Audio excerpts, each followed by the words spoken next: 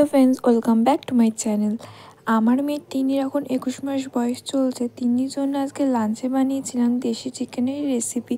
বানানোর জন্য নিয়েছি তিন্নি যেটুকু পরিমাণ খাবে সেটুকু পরিমাণে চিকেন ভালোভাবে ধুয়ে নিয়েছি।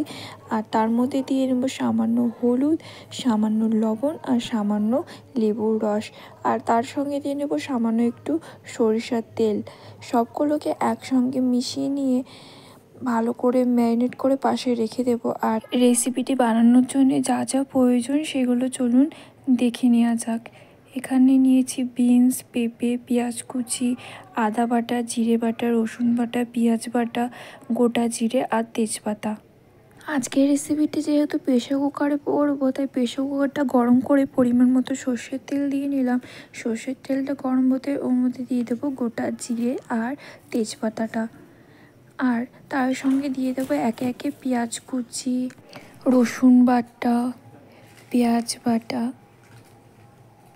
আদা বাটা আর জিরে বাটা।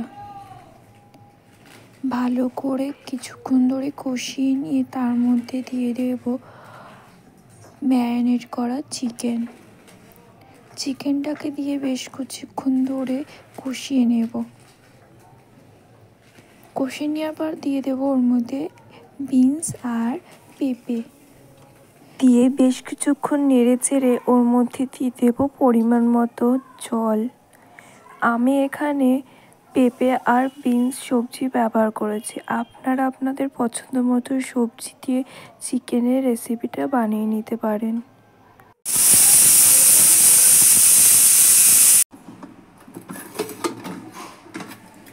3 থেকে 4টি সিটি দিয়ে নামিয়ে নিলাম আজকে দেশি চিকেনের রেসিপিটা যদি ভালো লাগে লাইক, কমেন্ট, শেয়ার করে চ্যানেলটিকে সাবস্ক্রাইব করে রাখবেন।